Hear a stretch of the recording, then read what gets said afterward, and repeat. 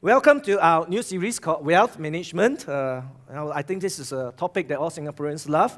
But the thing is that when people talk about wealth management, they almost always mean only one thing. They always only mean, how can I use the money I have now to make more money so that I have even more money to make even more money, right? And so we use different ways to go about trying to manage our wealth, to increase the store of our wealth. But whatever approach we make, whatever options that we choose, our focus is on the how. How can I increase the store of wealth I already have, whether it's little or it's much? How can I have even more? Now, we view wealth management in that way because we all assume that more is better. And to all of us, that's obvious, right? Obviously, I'll be happier if I have more. If I have more money, I'll finally be able to buy the things that I've always wanted, to live the life that I've always dreamed of. I'll finally be able to have the respect and the popularity that I've always craved from other people. And that's what's not to want about more money. And that's why I think most people's money goal is very simple: as much as possible. And in a sense, there's nothing wrong with that. And if that's your goal, like what Brother Gabriel said, there are many people in our midst who actually can give you good advice, on how to do that, how to increase your store, how to use your money to make more money. But if that's our focus on wealth management, it is a very limited view of wealth management because it fails to address some of the most fundamental and important questions about the nature of wealth itself. Questions like, why does money even exist? Why does money even exist? What is its ultimate purpose? Questions like, who does this money belong to anyway? Am I free to do with my money as I deem fit, or am I supposed to manage in a certain way? How about the negative potential side effects that it can have on me? And is there something more valuable money that I should be pursuing with even greater passion than money?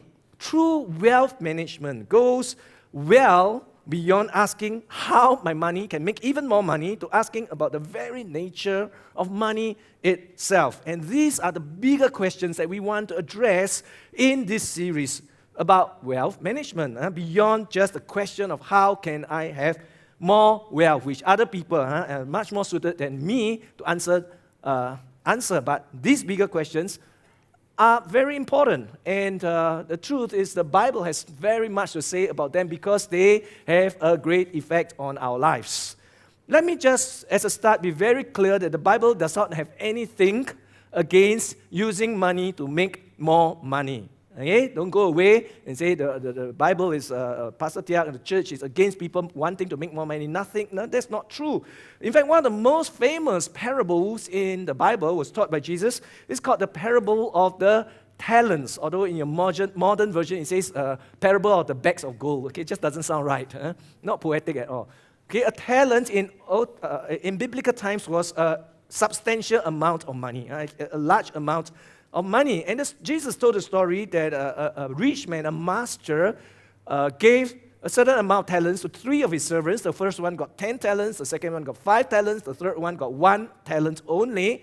The master went away, and the first 2 servants, the one that got 10 and the one that got 5, immediately went and put their money to work, and they doubled. Okay, in the time that the master was away, they doubled whatever they have. The third guy, the guy with 1 talent, all he did was to bury in the ground. He hid it and buried in the ground. After a long time, the master returned.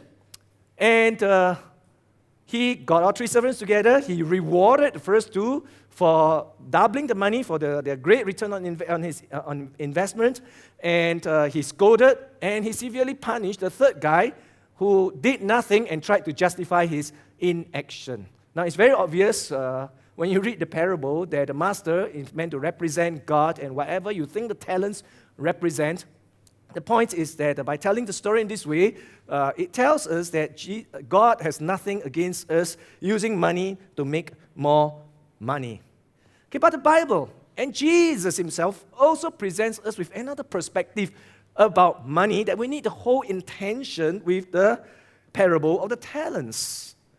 And, for example, there is the parable of the rich fool. The parable of the rich fool. Now, I've been asked many times as a pastor, Pastor, Christians can invest their money or not?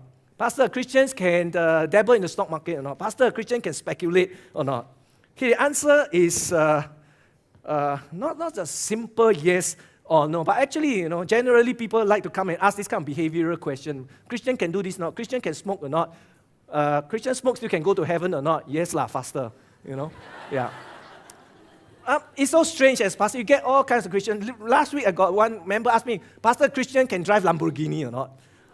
Well, most of us can't afford to do that, right? But the church is not here. The Bible is, Christianity doesn't tell you, do this, don't do this. It's not here to set all kinds of rules for you. It's to help you become the kind of person who can make the right decisions for yourself. Understand that? Okay? So, but when we look at this whole issue, okay, we need to hold in tension the parable of the talents as well as the parable of the rich fool. If you want to be an effective manager of wealth, whether you're Christian or not Christian, and if you're Christian, if you want to honor God with your wealth, then you need to hold these two in tension. Okay, you need to understand and apply the principles of both, not just the parable of talents, but the parable of the rich fool as well. In fact, if you understand only the first, but not the second, Jesus has a very interesting term to describe you. You know what he's going to call you? Find out the answer. Let's look at the parable of the rich fool found in Luke chapter 12, starting from verse 13. Someone in the crowd said to him, Teacher, tell my brother to divide the inheritance with me. Jesus replied, Man, wow, that sounds very contemporary, right? Okay, man who appointed me a judge or an arbiter between you. Then he said to them, Watch out. Okay, that's for everybody else. Watch out. Be on your guard against all kinds of greed. Life does not consist in abundance of possessions. And then he tells this parable. The ground of a certain rich man yielded an abundant harvest. He thought to himself, What shall I do? I got a good problem. I got no place to store my crops. Then he said to himself, This is what I'll do. I'll tear down my barns and build bigger ones, and I will store my surplus grain. And then I'll say to myself, You have plenty of grain laid up for many years. Take life easy, eat, drink, and be merry. Oh yeah. But God said to him, You fool. You fool. Now this is really dissonant, because most of us reading the story up to this point, you've never read it, you think, wow, this guy is really a smart guy, a brilliant, a genius. Okay, I'll bid good money to have lunch with him, okay, to learn from him. But God said to him, You fool, this very night your life will be demanded from you. Then who will get what you have prepared for yourself? And Jesus' conclusion, this is how it will be with whoever stores up things for themselves but is not rich toward God. Now we're going to some of you, I think many people love to rub shoulders with rich people. And they like to hang out with rich people, like to talk to rich people. Good news, we're going to get very acquainted with a very rich person, okay, this rich fool. Okay, and we are going to learn from him today and the next 2 Sundays. The whole series, in fact, is because it's always far better to learn from somebody else's mistakes rather than make your own. So I'm going to dwell on this passage for the 3 Sundays. And today's message is introductory, but it's foundational. Because if you don't get this right, you will never be effective with wealth management. Okay, you will find money working against you, in fact. But if you get today's lesson, you get this right, you will enjoy the benefits of not only having more money, but also having money add real value to your life. And the most fundamental concept that we need to grasp in this whole wealth management series is that the money that we have in our possession, under our control, is held on trust. Tell the person next to you, held on trust. Okay, what does that even mean? Okay, let me unpack that concept in 3 principles. The first question, the first thing we need to ask ourselves about the money in our possession under our control is, whose money is it? What is our position with regard to that money? Are we a manager of the money or are we owners of that money? Fundamental question. that most people never ask themselves. But suppose tomorrow morning you get up, you check your bank account, you open your banking app, you check your bank account, and you see that a large deposit had been made into your bank account. A huge sum of money had been made into your bank account. How will you respond? Spend first, ask question later. Huh? No, how you respond would depend on whether that money has been given to you outright, it's all yours, or that money actually still belongs to somebody else. Of course, it's also possible that a banking error has been made, okay? That the bank wrongly credited your account with that large sum of money. If that is the case, you guys should know what to do. Okay, if you don't know, you need to listen to a different sermon altogether. But apart from the crediting error, how you respond to that huge sum of money in your bank account, okay, would differ greatly depending on whether you are the owner or you have only been tasked to deal with money in a certain way by the real owner of that money. And at the end of the day, it doesn't matter how you feel about that money. Do you feel that it's yours? Do you feel that it's not yours? What is important is whether it is yours or not yours, right? If the money has become yours, you can do whatever you want with it. You can spend it, splurge on whatever your heart desires. Or you can just keep it there, because many of us, we are the opposite. We get a kick not from spending, we get a kick from seeing our pile of wealth grow. Okay, whatever floats your boat. Yeah? You can do that also. You can even, if you so wish, withdraw it in $50 denominations or $10, even more, bigger pile. And then you burn it, create a huge bonfire with it, just for the thrill of it. Okay, if you think that's ludicrous, I once read that some people in China were actually doing that. Public display of burning money. Okay, and competing to see who can make a bigger bonfire, okay, until the government stepped in to ban it. They were burning their cash in public to show off their newly acquired wealth. The point is, if it is yours, then you do with it as you please. Okay, up to you. Nobody has the right to stop you. But what if that money belongs to somebody else? Then it's a totally different ballgame, isn't it? In fact, you had better be very careful how you handle that money, because failure to do so will have some very serious implications. Okay, if you fail to manage somebody else's money properly, if you treat it as your own, number one, you'll be acting dishonorably, if not dishonestly. Okay, it's a big, serious moral question here. Number two, the real owner of that money you're going to incur his displeasure. He's going to be very upset with you, and rightfully so, because it's not yours. And number three, you might well have committed a serious offense called criminal breach of trust. Right? We all know some years ago, right? Some church leaders in Singapore, okay, they went to jail exactly because of that. The court said that they were not owners. They were only managers. The money was held by them on trust, and they didn't deal with it in accordance with the purpose that it was entrusted to them for. And the point is that, look, if you don't make this differentiation between owner and manager, and you behave as an owner when you're only a manager of the money, you're going to land yourself in hot soup. The difference is critical. So the first question we ought to ask is, all this money under my care, whose money is it? Ask the person next to you, whose money is it? What is our position with regards to all that wealth? Are we owners or are we merely managers? I know we all feel that the money is ours, that we are owners. But Jesus tells us, he makes it clear that we don't own the money for a simple reason. And the reason is that you can't take it along with you. You can't take it along with you. If you go back to verse 20, God said to this rich man, you fool, this very night your life demanded from you, then who will get what you have prepared for yourself? I love to tell this story. I told you many times, but I love this story. Okay, the story of the greedy lawyer who cannot stand the idea that when he dies, he wouldn't be able to take all his wealth along with him to wherever he's going. One day, he was on his deathbed. He instructed his wife, go liquidate all my assets immediately, convert them into cash, put them into bags, and place them in the attic above in the attic above my ceiling, above my bed. Because when I die, when my soul leaves my body and I ascend upwards towards heaven, I'm going to pass through the ceiling. I'm going to grab those bags on my way to heaven. So the wife dutifully did that, put the piles, the bags of cash in the attic, and then the greedy lawyer died. And the wife went up to clear the attic, and lo and behold, all the bags of money were still up there in the attic untouched. And the wife said to herself, that old fool, he had no idea where he was going. He might have stood a chance if he had put all that money in the basement instead.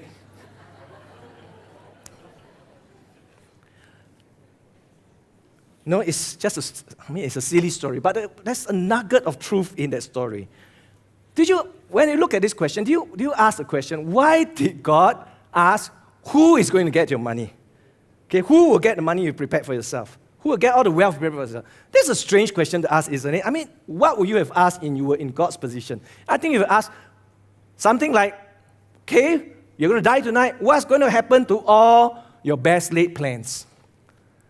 What's going to happen to your ambitious money goals? Instead, God asked him, hey, who is going to get all that money? Huh? I don't think God is interested in who is left in his will, the money, his beneficiaries in the will who's going to get the money. Why did God ask that? I think the point, the clue is found in the second half of that question. What you have prepared for who? For yourself. Who's going to get what you have prepared for yourself? We'll underline those two words, for yourself. And the point is this, listen. Eventually, all our wealth, much or little, will be taken away from us and given to other people, okay? And they're going to do with it whatever they please, in whatever ways they please. They're going to fight over it, they're going to spend it, you have no control over that. We don't get to hold it forever. In fact, Jesus is saying you have only a very limited time to manage it, and you don't even know how much time you have.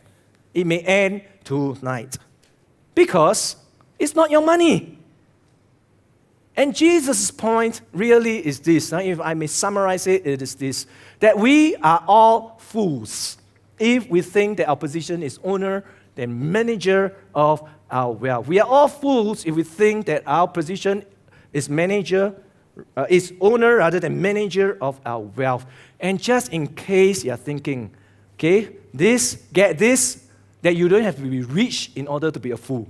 You can be a poor fool as well. If you think that the money that you have control over is yours, okay, rather that you are a manager of that money. Please ask the person next to you, are you a fool? Whose money is it then? If it is not yours, whose money is it then? Well, the Bible makes this so clear. There's no question about it. If you go to Psalm 24, verse 1, it says, the earth is the Lord's and all, and everything in it, the world and all who live in it. So not only is your money God's, even you, all of us, we belong to God himself. He's the real owner. If you go to Psalm chapter 50, verse 9, it says, God is speaking here, I have no need of a bull from your stall, or of goats from your pens. For every animal of the forest is mine, and the cattle on 1,000 hills. Don't you just love that beautiful poetic imagery? Okay, in their times, that's how they describe wealth. Jesus has a lot to say about money, but you can be sure that he didn't talk so much about money because he's trying to get his hands on your money. Because he is God. And as the psalmist says, God has no need of your stock. Okay? No need of your stocks, whether it's bulls, goats, shares, or bonds. God has no need of that. God doesn't want your money. What he really wants, what Jesus really wants, is something else. But more on that next week. Okay? But the starting point is this. You would be very indignant, and rightly so, if any professional money manager treats the assets under his management as his own. Okay, every now and then, we get somebody like that. But if your banker, your insurer, your fund manager, your lawyer starts thinking and behaving as if he's the owner of your money, he's no longer fit for the job. And in fact, he's going to get himself into very serious trouble. And yet, we seldom appreciate that we are all fund managers entrusted with God's money. So be very careful to remember your true position, that you are a manager, not the owner. And if you are a manager, not the owner, the most important question to ask is, what is the purpose of this money? What does the owner desire to be done with it? Okay, that brings us to point number 2, purpose. The purpose of money that we need to ask. The question we need to answer, what's the purpose of God entrusting us with money? Okay, the answer is that we are meant to maximize not wealth, not money, but meaning. Okay, the purpose of money is to maximize meaning, not money. Most people never actually get around to asking this question, what is the real purpose of money? Or if a Christian, why did God entrust this money to me? What does He want me to achieve? As a result, we fall in the same trap as the man, the rich fool, in Jesus' parable, and Jesus makes it clear what was wrong. Okay, if you go back to verse 14, Jesus summarizes it this way: life does not consist in an abundance of possessions, meaning the ultimate goal in life, the essence of life, the meaning of life is not to accumulate as much as possible. But for this man, the ultimate meaning, the highest goal in life is to maximize wealth. He has no greater purpose than to enhance his wealth and enjoy the good things that money can buy. And Jesus is giving us this sobering warning. At the end of his life, he has nothing to show for it because he can't take all that with him. And apart from that, he has nothing to show for it. He has exhibited no understanding whatsoever of the true purpose for which God has given us wealth. What's frightening, guys, is that this man's understanding of the purpose of wealth is really no different from most people. And it can be stated very simply: maximize your money. Okay, that's his money goal. Maximize your money. But that, Jesus says, is not the owner's purpose. I think the difference can be illustrated by contrasting two different board games. The first game is something that all of us grew up with, familiar with. Some of us love it, some of us hate it. And if you play in your family, it's sure to create a lot of conflicts. It's called Monopoly. Monopoly. Tell the person next to you, Monopoly. Okay, I ask you to do that because I don't know why all Singaporeans pronounce it as Monopoly. Okay? Really? But it's Monopoly. And the purpose of Monopoly is simple. Do whatever it takes to gather as much cash and assets as possible in the time that you have, whether it's through sheer dumb luck as you roll the dice, whether it's through wise judgment and skill in managing your assets, or is simply by mercilessly bullying all the other players who are weaker than you. Okay, do whatever it takes. Maximize your assets. Okay, if you borrow Jesus' language, you can say monopoly consists in the abundance of possessions. The essence of monopoly, the goal of monopoly, to win in monopoly, you gather as much possessions as possible. In my family, we don't play monopoly. We sometimes play a different game called Dominion. Okay, I think many of you have not played this. Some of you, okay, it's a very expensive game. I think it costs like $50, $60. Okay, it's not so well known, but it is an added layer that makes it a lot more interesting. And as I played it, I realized it's a lot more profound than Monopoly. Okay, I can't go into the specifics of the gameplay, but just as in Monopoly, each turn, when you play, comes to your turn, each turn, you can accumulate more money. Okay, you can see the coins. You can accumulate more money, or you can use money to buy action cards, all those in the middle two rows. Action cards that will give you more power, which will enable you to make even more money.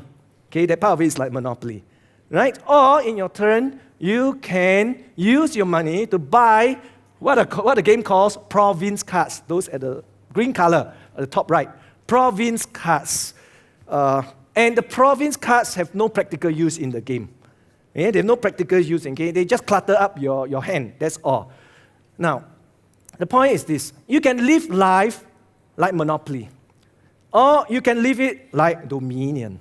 You can assume that your wealth management goal is to maximize your money, like in Monopoly. This approach is captured in what billionaire Malcolm Forbes once supposedly said: he who dies with the most toys, T-O-Y-S, toys, wins. That's leaving out the ethos of monopoly. On the other hand, like in Dominion, you can appreciate that actually money has no intrinsic purpose, worth in itself. Okay? It is only a tool it's only meant to serve a greater purpose. And money has no ultimate value because he who dies with the most toys still dies anyway. And only a fool would think that the goal of life is to accumulate as big a pile of money as possible. You know, it's so interesting because we played Dominion in my family many times, and I always lose. Okay, I have hardly ever won. And so it got me quite frustrated. How can I keep losing to my children? But when I went back and analyzed my gameplay, I realized what's wrong with me. Okay, I realized that there's this acquisitiveness in me. You know, I want to accumulate more money. I want to accumulate more power. So when I play the game, I'm always using money to, I'm always trying to gain more money or buying more action cards so I have more power to make more money.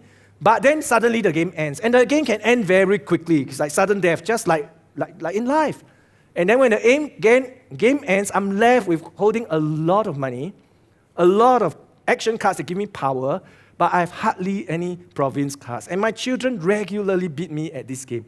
But I realized that even after I've analyzed my weakness and what I need to do, I can't do it. I can't do it. There's something in me every time I start playing the game, I want more money, I want more power. And then the game ends and I lose the game. And I just keep repeating that. There's something in us that just, or in me, and I think in most of it, just in real life, it's the same. Okay, we just want to do that. Okay, because at the end of the game, in Dominion, the winner of the game is not the guy with the most money. In fact, money counts for nothing at the end of the game. The guy that wins is the guy with the most province cards. Okay, at the end of the game, money is useless, it's worthless in the final reckoning. So whereas Monopoly consists in the abundance of possessions, Dominion consists in the abundance of province cards. And we just have to substitute province cards with the purpose that God has entrusted money to us for. That's why Jesus' conclusion at the end of the parable is this. Verse 21, this is how it will be. What is this? Ending up as a fool. Okay? This is how it will be with whoever stores up things for themselves but is not rich towards God.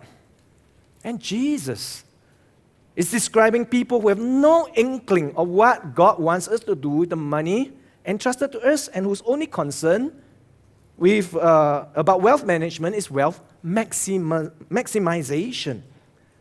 So, what is God's purpose for us when He entrusts money to us? What is the province card of life? Okay? By which we can measure whether we've succeeded, we've won, or we have lost at the end of it.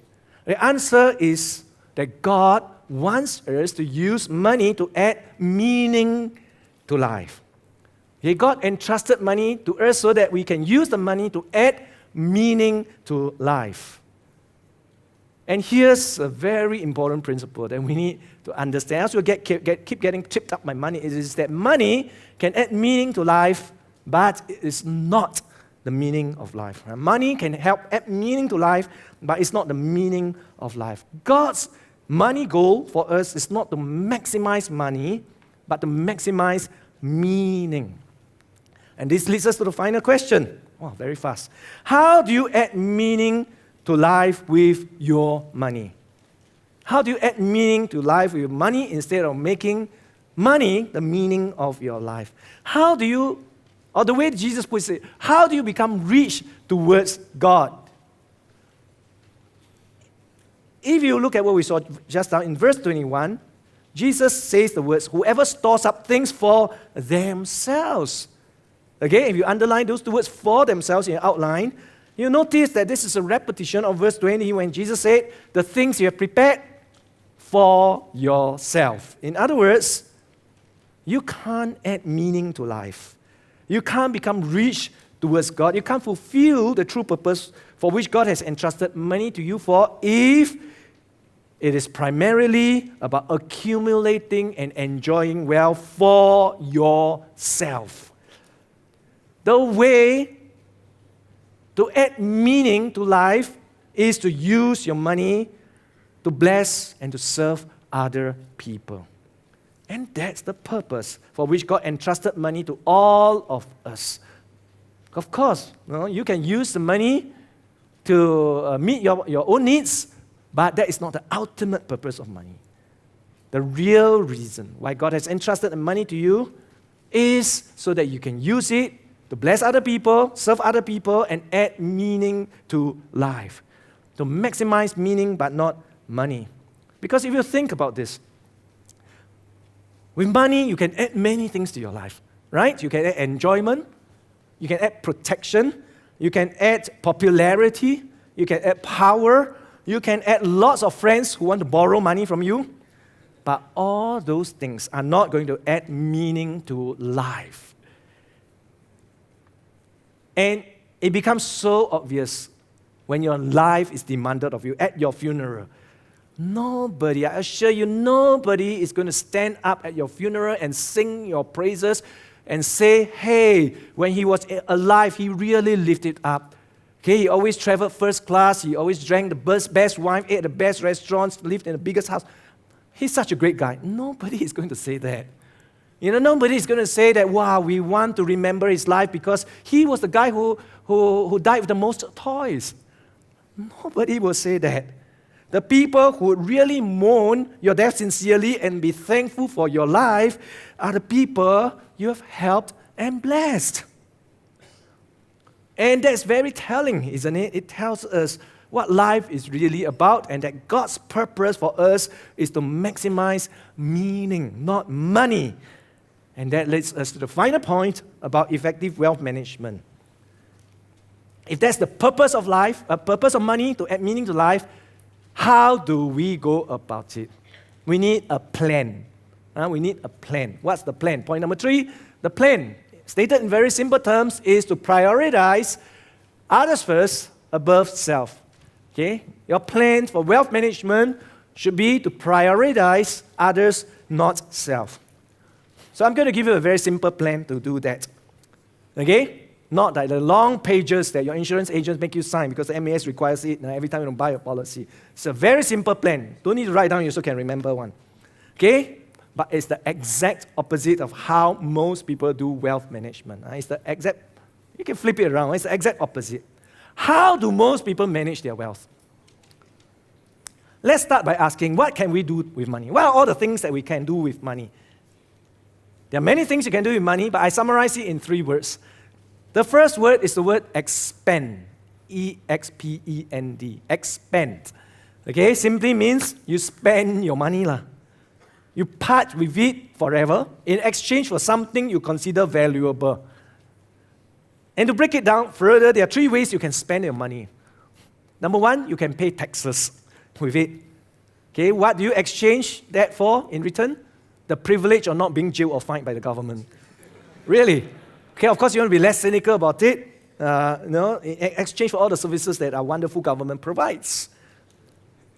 Number 2, you can buy things with purchases. And we are very familiar with that because we love purchases, especially with internet shopping. We part with our hard-earned money in exchange for goods and services that we desire. Number 3 is debt. Well, debt really is just another form of purchasing. Okay, difference being that you get to defer payment while you enjoy the goods and services first. And sounds like a really good idea. Enjoy first, pay later, but of course that comes with a price. You end up paying more for the goods and services. Now, this is not my real point, but I think some of you need this. Just a word about expenditure before I move on. Okay, always get your priorities with these 3 things right. Pay your taxes first. Okay? Pay your taxes first. Number 2, service your debt repayments promptly. And then finally, after the first 2, okay, do your purchases. Because if you don't follow this order, I have seen many people who don't follow this order. If you don't follow this order, life is simply not going to go well for you. Okay? But that's the first thing you can do with your money. You can expand it, E-X-P-E-N-D. Number two, you can expand it, E-X-P-A-N-D. You can expand it. Instead of giving up your money in exchange for something you want, you can accumulate it. You can try to increase your store of wealth by using your money to make more money. You can save it, you can invest it. You forego the enjoyment of spending your money now so that hopefully you have more money to spend, even more money to spend at a later time. Okay, so you can expand it. Number three, you can extend it. You can extend your money to others. Okay, I think this is pretty self-explanatory, but let me just clarify that I'm not talking about giving money to your own family members. Okay, we all do that, hopefully. But it is about giving to the needy, giving to people who cannot give to you in return, people that you have no direct connection with. It's about using your money for the worthy cause, about giving, if you're a Christian, giving your money to the church. You can extend your money to others. In a nutshell, these are the three things you can do with your money. And the question I want to ask is, whom does it benefit in each case? Number one, number three. Okay, who benefits in each case? Now, number one, obviously, is you lah, right? When you expend money, EXPND, when you spend money, it's for your benefit, it's for your desires, for your preference. Number two, most of the time, it's also you, right? You are saving up, investing for your own future benefit. Maybe they have a family, okay, but primarily it's about you. Only, number three, is primarily about others. And the thing is this, most people's wealth management plan follows this order of priority. We spend first, hopefully after splurging, we have some surplus. So what do? We save what we can. And then, if there's any leftovers, we give it away. The problem with this list of priorities is that very often the truth is there are no leftovers after number one and number two. There are no leftovers after number one and number two. And that's a big clue to me that this happens even in church. Because, it's this one thing that really intrigues me after 20 years of church ministry is that if we have 5 Sundays in a month instead of 4, we collect more for that month. Okay, I always wonder about that. Because aren't you guys paid on a monthly basis? You mean you're weekly paid workers? Okay, but we have 5 Sundays, we always collect more money. Okay, I think it tells us a certain thing about our money priorities. But I think for a lot of people, this is the order. Spend first, save second, give whatever you're left third. And if you do that, very often, it means that you have nothing to give. Okay, which means you end up not fulfilling the purpose that God has entrusted the money to you for, which is to add meaning to life. You add meaning to life by using money for others, not yourself. Okay, you can add enjoyment, protection, whatever to yourself, but you add meaning to life by using your money for others. And the Bible reminds us of this again and again. A lot of the teachings of the Bible about money can only be understood in that light.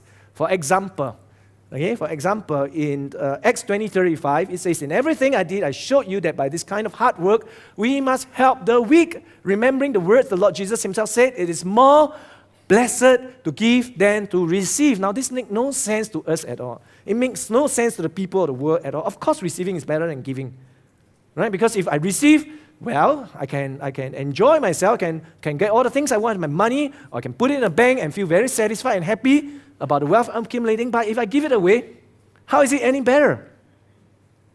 It is only better in the sense that if you use that money to add meaning to life, which is what God has entrusted money to us for.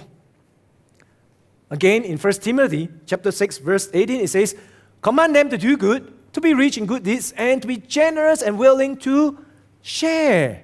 In this way, they will lay up treasures for themselves as a firm foundation for the coming age, so that they may take hold of the life that is truly life."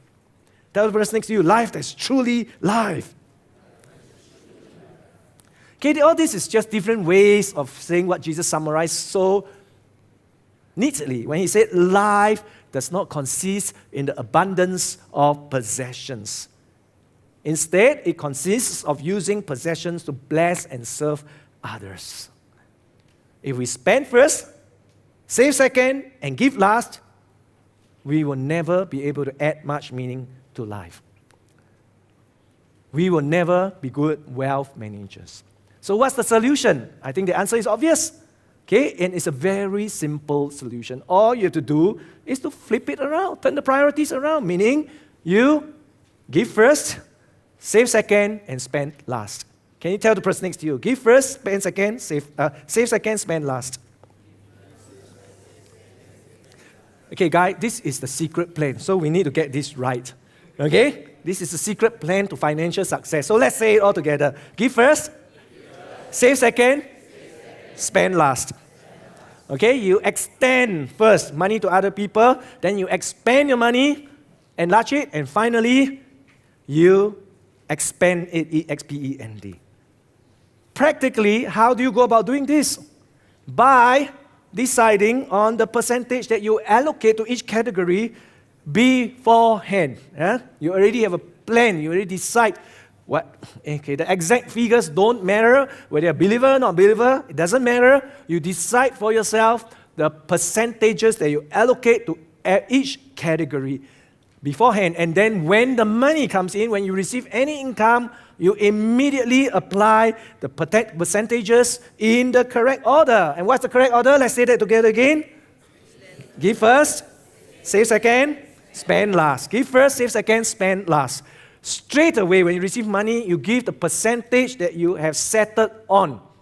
Okay, in the old days, you may give in to temptation before you can give. You spend the money already. But today, you pay now. So you can give now, right?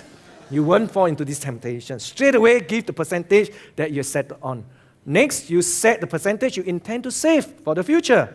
And finally, you spend the rest. Simple plan. Now, I know some of you are already thinking in your heads, but Pastor, if I give away the money, I have less money to save. What if I don't give now? I save more. Then I can make more money with the money that I save, and I'll be able to give a lot more later. Okay, I'll be the greatest philanthropist in Singapore. Now, that sounds very good. Okay, and sounds like common sense, but in practice, it seldom works. For reasons that I will explain next week, but even now, just think about it. If you don't start giving when you have only a little money, you're going to find it very, very much harder to give when you have lots of money. Okay, so it doesn't matter even if what you can give now is not a lot in absolute terms. Okay, a small amount of money, do it. Apply the plan. Okay, because you need to get into the habit of managing the wealth you currently have in the right order. And guys, the right order is, come, let's say it together again. That's right. Give first, save second, spend last. And I guarantee you that this plan works. Okay, it's a guaranteed plan. If you follow it faithfully, several things are going to happen over time. Number one, you are going to experience a lot of joy and satisfaction inside you because finally you are doing God's will for you, which is to add meaning to life by using the money He's entrusted you for others. Secondly, and the irony is this, you'll very likely end up with more money than less because now you're prioritizing saving over spending. And finally, when you finally spend your money, when you get to spend your money, you're going to enjoy spending a lot more because you can do so without guilt. You can go ahead and pamper yourself, okay? Buy the things that you've always dreamed about, wanted to have. Go ahead, okay? Go get it. Have a good time. Enjoy. Nothing wrong with that if you've already done number one and number two. All right? That's why I say purpose of Christianity is to teach you what you can buy, what you cannot buy. No, it's to help you become the right kind of person so that you make the right decisions for yourself. If you've already given, you've already saved, whatever you allocate to spend, go have a blast. Spoil yourself silly. And that's fine. So now, guys, you know the plan for effective personal wealth management, which is give first, save second, spend last. Finally, let me talk briefly about what you can give to. Okay, if you're not a believer in Jesus Christ, you're not a Christian, okay, please be assured that we are not out to get your money. Okay, because I know very often that's what people think about church. We are not out to get your money. This plan works for you, whether you're Christian or not Christian. Okay, but you choose for yourself what you want to give to, who you want to give to. Okay, in whatever you think is worthy to give to, you decide for yourself. Okay, don't give it to the church. But for those who worship here in Brighton Community Church, well, we have three things that you can give to. First, okay, if you are not a Christian, just bear with me for a while. But first is the general fund, which we use for the operations and ministry of the church. Okay, every week church happens. Okay, it doesn't just happen. It happens because many people give generously to the work of the church. And that's the general fund, and we encourage everybody, okay, to give 10%. Okay, it's not a rule, a guideline. We encourage every Brightonite to give 10% of their income to the general fund, at least 10% income general fund. Secondly, we have the missions fund, which is for fulfilling Jesus' final command to bring the good news to all nations. Okay, because when we ask people to give money, sometimes they give more to one, less to the other. We ask them to give more, they take out from one and give to the other. Okay, so that's like not very helpful. So give your 10% in general fund, and over and above that, give something. Decide that you give something to the missions fund regularly. This week I was having lunch with a brother. Okay, just address an issue that some of you might have. I was having lunch with a brother, and he asked me, he said, Pastor, do you think that we are focusing too much on missions? So I said, why do you ask that? He said, because some people ask me that question. I don't know how to answer them. Some people in church ask me that question. I said, okay, when you say too much, there must be a metric to measure against, right? I say that, look, no, every year the church collects about $3 million. We spend $500,000 on missions. Now, you're reasonable people. Do you think that's excessive if you measure it from the angle? 500,000 out of 3 million. Is that too much? I don't think any right-minded person will say that's too excessive, right? If you look at the mission trip that we run, the church has 800 over people, okay, maybe minus off 100 over children. Every year, about slightly over 100 people go on a mission trip, okay? We organize mission trip, but the truth is about 100 over people go on a mission trip. 100 over out of 700, is that excessive? Do you think we are doing too much? I don't think, again, any reasonable person will say we are doing too much, right?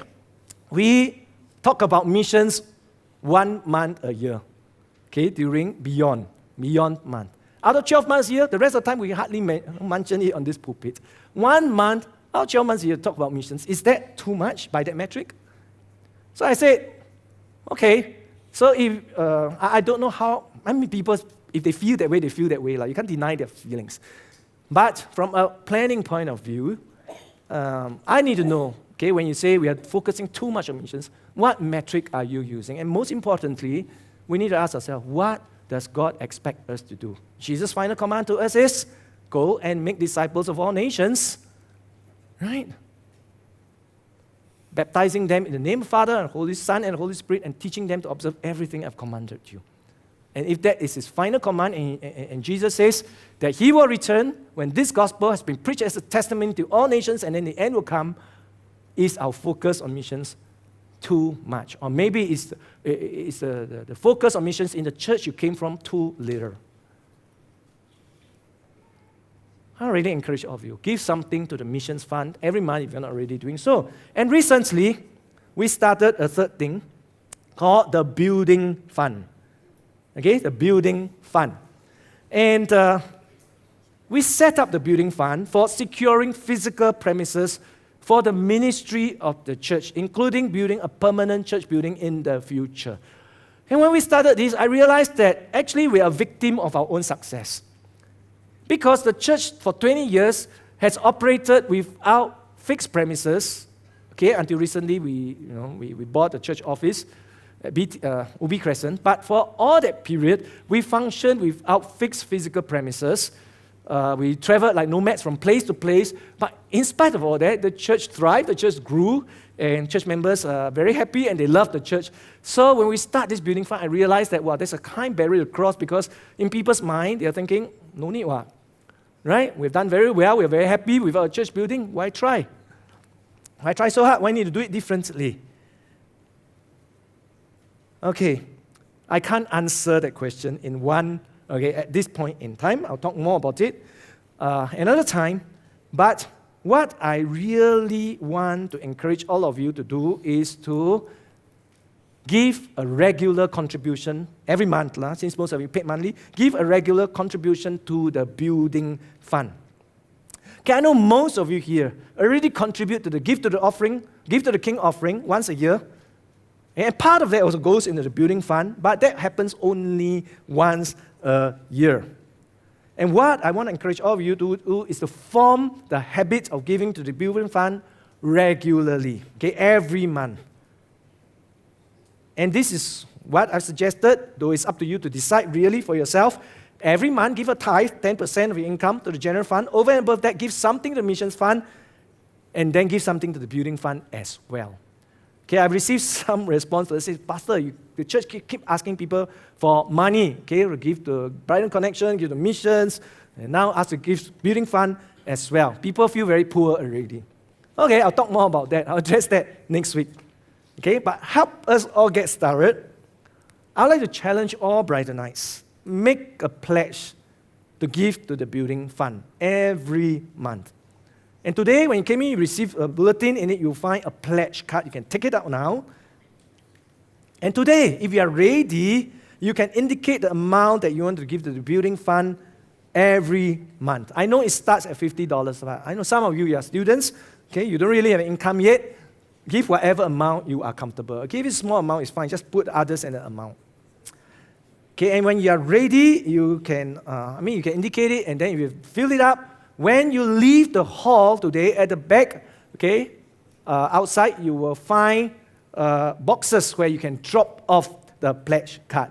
If you're not ready today, if you need to go back and have a long discussion and pray with your spouse over it, that's fine. You can fill out the card and drop it off the next 2 Sundays as we go through this series, or you can even submit your pledge anytime online at our website, Brighton Community Church, just /build. Okay, go to that link and you can fill in a form digitally to make a pledge. Now, to make this fun, we also like to invite everyone who makes a pledge to also indicate what you especially like to see in our future church building, just like the video you saw when you came in today. Because based on the feedback that we got last year, there are basically 4 categories of things that I think Brightonites want to see in the new church building. Okay? And here are some of our dreams. We divided them into first category. The first is better worship facilities and spaces, and you can see all that. Not yet. Slowly. Okay?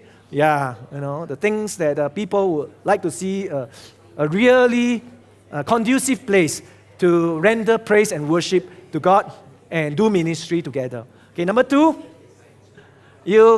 some of you wish for great community spaces, places to really hang out together, connect with one another, do life together. And in Brighton Community Church, we are big on community. Okay, we are big on relationships. So if that's what you want, you put that in that box. Number 3, some of you want an interactive learning environment. And I think that's fantastic because one of the key purposes of the church, like what Jesus says, is to teach. Okay, to teach people, to learn. We are learning community. And some of you are hungry to learn. Okay, and you want a place where we can all learn interactively and enhance learning experiences. And finally, number 4, some of you want cool features, even cooler features. Wow, recreational games room, rooftop sky deck, McDonald's, infinity pool. Wow.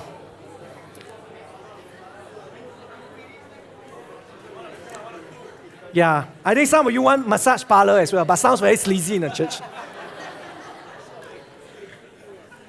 Okay, I just want to clarify, when you drop your pledge card into that box, doesn't mean when next time you give the money, you go to this particular function. Okay, it's a way for you to vote, okay, so that we can get a feel of what you really want and just have some fun and get all of us involved in this. Okay, and if you go online to vote, you will have the same 4 categories you can choose as well. Okay?